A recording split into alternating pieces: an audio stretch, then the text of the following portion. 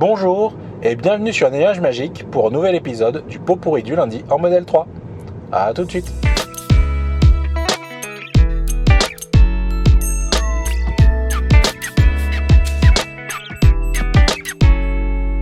Hier, j'ai tourné une interview avec Mr. Yellow Crazy qui me suit sur YouTube, qui poste de temps en temps des commentaires. Et il se trouve qu'il a commandé une Tesla Model 3 version standard range plus. Et du coup, on en a beaucoup parlé. Je pense que j'ai déjà eu l'occasion de dire que je pensais que c'était un très bon modèle, celui-là, dans les commentaires ou dans les vidéos. Mais je pense qu'il y a une chose qui m'avait un peu échappé et que je tiens à rappeler. Vous savez, je vous ai partagé le tableau qui compare les différentes autonomies de toutes les Tesla, modèle S, modèle 3, modèle X.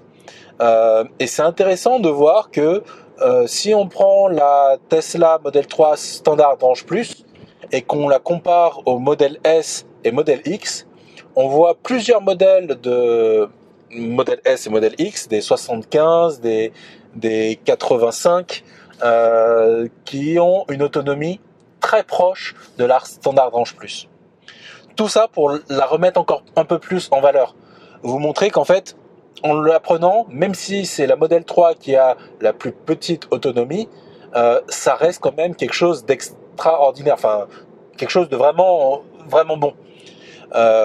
Et l'avantage, c'est que en ayant une autonomie comparable aux autres voitures que j'ai citées, en plus, elle a une batterie beaucoup plus petite, ce qui fait que la recharge est plus rapide et moins chère. Donc je pense que pour ces raisons-là, c'est vraiment une bonne occasion, une bonne opportunité. Le tout, c'est vraiment de réfléchir au trajet qu'on fait au quotidien pour être sûr que dans les trajets qu'on fait le plus souvent, peut-être une fois par semaine ou plusieurs fois par mois, que le fait de s'arrêter peut-être une fois de plus que si vous aviez pris une grande autonomie, que ce soit pas trop pénalisant. Et derrière, si pour des questions de budget, vous ne pouvez pas passer à la grande autonomie, mais que vous êtes bien au niveau budget avec la version Standard Plus, allez-y, il ne faut pas non plus se ruiner pour la voiture. Ce sera déjà vraiment bien. Et côté intérieur, je pense qu'elle a des belles prestations à proposer. Donc on verra le retour de Mr. Yellow Crazy quand il aura fait ses quelques périples, parce que je sais qu'il en a quelques-uns prévus. Et on verra s'il a bien visé juste. En plus, il a une famille avec 3 enfants, donc je pense que son retour sera apprécié de nombre d'entre vous. Cette semaine, j'ai eu plusieurs fois la question quel était le bon choix entre traction intégrale et propulsion. Traction intégrale, AWD pour All Wheel Drive, contre propulsion pour RWD, Rear Wheel Drive. Première chose à savoir, c'est que sur le modèle traction intégrale, donc AWD, on a 2 moteurs, un à l'avant, un à l'arrière. Et les 2 moteurs n'ont pas les mêmes caractéristiques. On a un moteur qui est plutôt orienté faible consommation, si je puis dire, et un autre qui est orienté haute performance. Alors je caricature un peu, mais c'est l'idée. Alors que dans le modèle propulsion, il y a uniquement le moteur orienté faible consommation. Donc une des différences qu'on va avoir entre les deux, c'est que quand on aura une version traction intégrale et qu'on va appuyer sur la pédale d'accélérateur, on va ressentir immédiatement ce qui fait la caractéristique de Tesla, c'est-à-dire le couple instantané. Donc dès qu'on appuie, on décolle. C'est vraiment tout de suite, on n'a pas à attendre pour avoir ce couple instantané. Donc ça, c'est l'avantage qu'on va avoir avec la WD en niveau performance. Avec la propulsion sur les sites de Tesla, de toute façon, on vous dit à l'avance quel sera le niveau de performance de 0 à 100, donc vous le connaissez, mais il faut avoir bien conscience du fait que vous aurez un peu moins de cet effet d'être collé à son siège tout de suite en appuyant. Donc gardez-le en tête, il y a une vidéo américaine, je vais essayer de le mettre en commentaire, qui montre ça et qui en parle, donc je pense que c'est important de l'avoir en tête avant de passer la commande. En dehors de ça, la partie traction intégrale, si vous êtes en montagne, vous aurez peut-être envie d'aller vers ça. vous aurez une meilleure traction dans des conditions un peu difficiles et au démarrage, donc pourquoi pas. Mais dans le reste des cas, je pense que c'est loin d'être indispensable. On a déjà aussi beaucoup de retours des Américains sur les routes enneigées avec la propulsion, qui fait bien le travail dans beaucoup de cas. Et avec des pneus hiver, je pense que ça emmène à peu près partout où on veut aller. Alors on aura encore un peu plus de sérénité avec les 4 roues motrices, mais là c'est pas indispensable. Et j'estimais qu'il y avait quand même aussi un point sécurité. Alors je pense que la version propulsion niveau sécurité elle fait très bien le boulot et on parlera de ça tout à l'heure dans les actualités. Mais je crois comprendre que de la manière dont Tesla gère le couple, qui sont capables d'utiliser le train avant, le train arrière et d'équilibrer le couple et la manière dont il passe la puissance à la route pour remettre une voiture droit quand c'est nécessaire. Alors, je sais qu'ils arrivent aussi à le faire en version propulsion, mais ça se passe encore mieux, a priori, en version traction intégrale. Donc c'est ce qui, moi, m'a fait aller vers la traction intégrale, c'était ça, c'était la performance et le fait que j'avais le budget, je me suis dit, ok, on y va. Mais bon, ce serait dommage de ne pas passer à Tesla, ou alors ce serait dommage d'être ras la gueule côté budget à cause du choix d'une traction intégrale. Donc voilà, si vous en avez besoin côté budget d'un petit peu d'air, bah, je pense que c'est une solution parfaitement respectable. Et même si vous avez un peu moins de cette sensation-là, derrière, je pense que vous aurez largement de quoi vous faire plaisir. Il faut savoir que les grosses accélérations, bon, on en fait 2-3 fois pour s'amuser, mais au quotidien on les fait pas. On peut peut-être les faire quand on en a besoin pour dépasser rapidement, mais ce genre d'accélération, c'est vraiment pas agréable. On n'est pas là pour faire la course.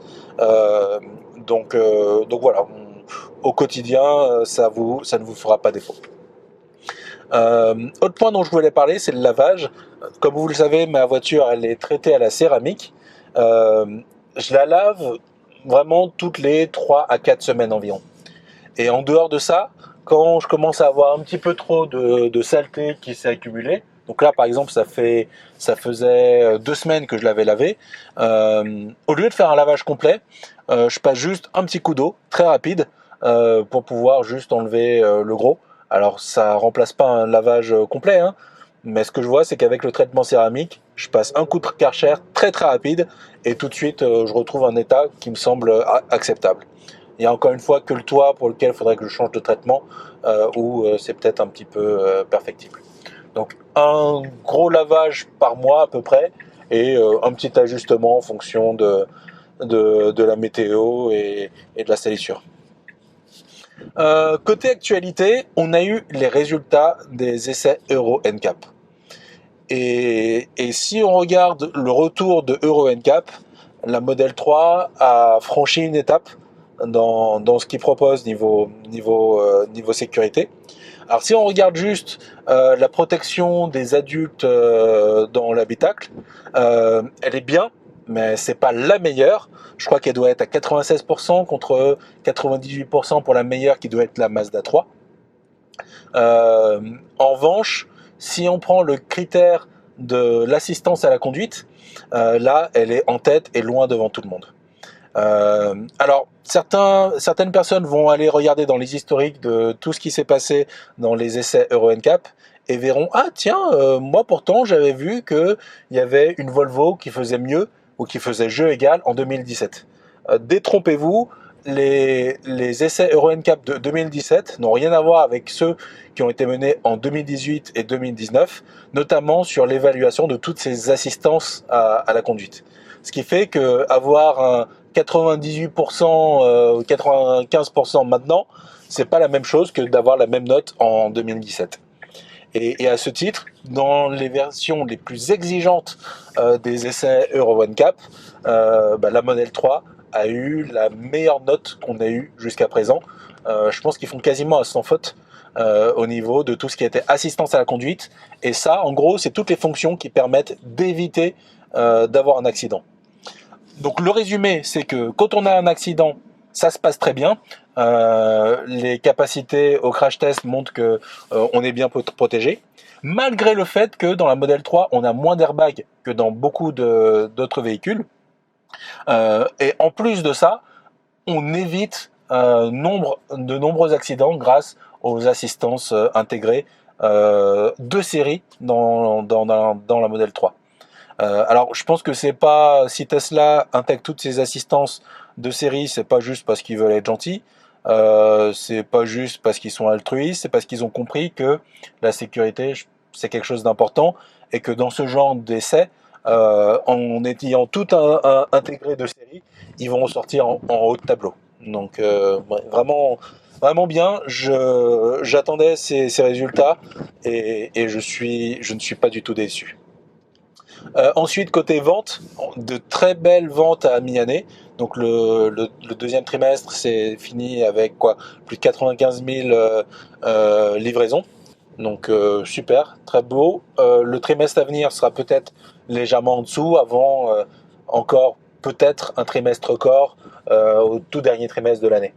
À savoir que bientôt, il y a la nouvelle usine chinoise qui va commencer à également produire. Donc tout ça, ça devrait aller dans un bon sens. Et tous ceux qui pourraient me dire aujourd'hui qu'il n'y a pas de demande ou que la demande faiblit en électrique, je pense que c'est faux. Je pense qu'ils sont à côté de la plaque. Et il n'y a qu'à aller en parler avec les vendeurs de Kia, Iniro et compagnie qui n'arrivent pas à livrer leurs clients. Voilà. Ensuite, côté superchargeur, 3 nouveaux superchargeurs en opération. Il y en a un dont je vous ai déjà parlé la semaine dernière, c'était Videoban. Donc maintenant, il est rentré en activité avec 10 slots. Il y a celui de Cagnes-sur-Mer qui est rentré en activité avec 4 slots et celui de Montélimar qui est rentré en activité avec 16 slots. Donc 16 slots, c'est vraiment intéressant. Là, on commence à imaginer comment ça va se passer quand tout le monde va devoir sortir en Tesla Model 3 quand les grands départs vont arriver. Alors du coup, là, je me suis mis en mode parking automatique, mais en fait, j'en avais pas vraiment besoin. Et c'est un peu embêtant parce que du coup, je vois pas le résumé que je m'étais fait. Dans les choses à venir, il y a toujours ces mêmes sujets pour lesquels j'ai pas encore fait de vidéo. J'avais commencé à faire des vidéos sur certains de ces sujets, mais j'ai pas fini. Je voulais essayer de faire un peu mieux, donc c'est pas encore prêt. Et pour aller un peu plus loin, c'est en ayant parlé avec Mr. Yellow Crazy, je vois que ça peut être sympa que je vous donne plus d'informations sur comment utiliser a Better Route Planner et vous expliquer mieux quelle est la différence entre cet outil-là et ChargeMap. Voilà, donc je pense que il faut vraiment que je trouve le temps de faire ça, mais je pense que ça en aidera nombre d'entre vous. Voilà, donc bonne semaine et à la prochaine sur Nuage Magique. À bientôt.